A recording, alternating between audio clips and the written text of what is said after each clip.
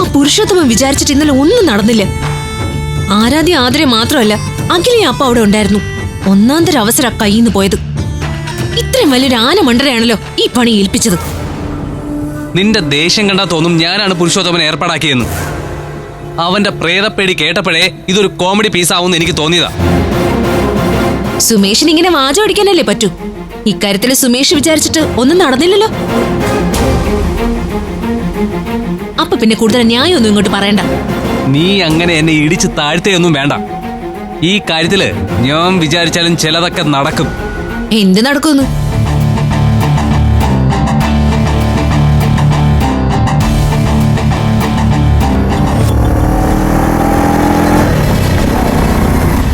ദാ നോക്ക്.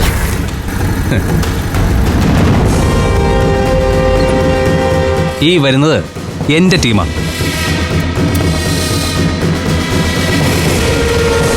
ഞങ്ങൾ ലേറ്റ് ആയില്ലല്ലോ സാർ? ഇല്ല, വന്നത് കൃത്യസമയത്ത് തന്നെയാ. ഇവരിപ്പോ തന്നെ പൊന്മുടിയിലേക്ക് പോവുക. ഇവര് പൊന്നമ്പളിയുടെ ഹോം സ്റ്റേയിൽ എത്തുന്നു. ഇപ്പൊ തന്നെ പുരുഷോത്തമനെ വിളിച്ച് പറയണം. 3 എണ്ണത്തിനെയും ഇവര് പൊക്കിക്കോളും. പുരുഷോത്തമൻ എന്നൊരു ആസ്ഥാന മണ്ടന ഞങ്ങൾ ഈ കൊട്ടേഷൻ ആദ്യം കൊടുത്തത്. അവനാണെങ്കിൽ പെണ്ണുങ്ങളെ കണ്ട ആക്രാന്തം കാണിക്കുന്ന ഒരു വൃത്തിയിട്ടവനും. നിങ്ങളും അതുപോലെ ആവരുത്. ഏൽപ്പിച്ച പണി കൃത്യമായിട്ട് ചെയ്യണം. പെണ്ണു കേസിൽ ഞങ്ങൾ ഡീസന്റ് ആണ് മാഡം. നമ്മുടെ മുന്നിൽ ഒട്ടും സമയമില്ല. നിങ്ങൾ 2 പേരും എത്രയും പെട്ടെന്ന് പൊന്മുടിയിൽ എത്തണം. അവര് 3 പെൺകുട്ടികളുണ്ട്. 3നെയും മയക്കിയോ ബലം പ്രയോഗിച്ചോ സീ പോർട്ടിൽ എത്തിക്കണം. ബാക്കി ഏർപ്പാടുകൾ ഞങ്ങൾ ചെയ്തിട്ടുണ്ട്. അതൊന്നും ഓർത്ത് സാറ് പേടിക്കണ്ട. എല്ലാം വേണ്ട പോലെ ഞങ്ങൾ ചെയ്തോളാം.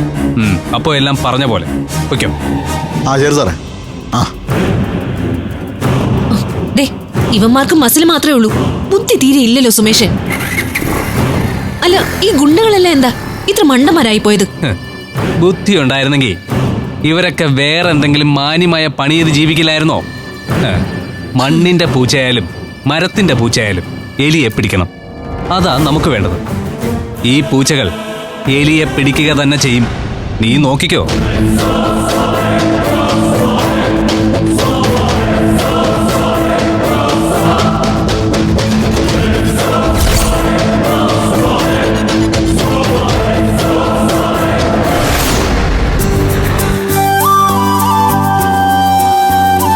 അപ്പച്ചി ഇങ്ങനെ ഇടയ്ക്കിടയ്ക്ക് വന്നു പോവാതെ പഴയതുപോലെ പഞ്ചരത്നത്തിൽ സ്ഥിരമായിട്ട് താമസിച്ചൂടെ?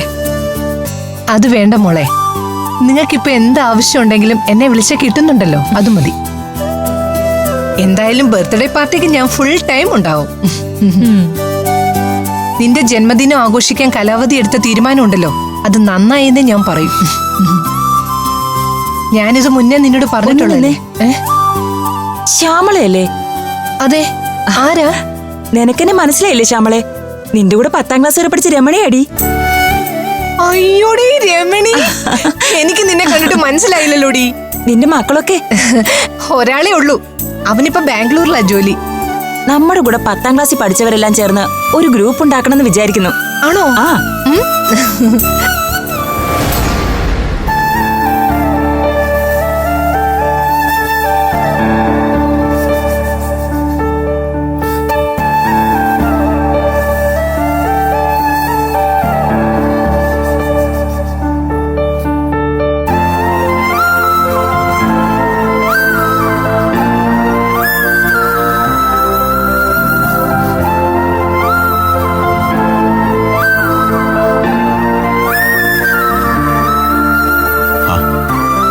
ഇവിടെ ഞാനും അപ്പച്ചിയും കൂടി ഇത്തിരി സാധനങ്ങൾ വാങ്ങാൻ ഇറങ്ങിയതാ. എന്തായാലും വഴിയിൽ വെച്ച് അച്ഛനെ കണ്ടപ്പോ ഒന്ന് സംസാരിക്കാൻ തോന്നിയില്ലോ മോൾക്ക്? അച്ഛന് ഒരുപാട് സന്തോഷമായി മോളെ. ഫ്ലവേഴ്സ് ഒരുക്കുന്ന കാഴ്ച വസന്തം യൂട്യൂബിൽ പ്രേക്ഷകർക്ക് ലൈവായി കാണാം. ഫ്ലവേഴ്സ് കോമഡിയിൽ ജോയിൻ ചെയ്യൂ, ആസ്വദിക്കൂ.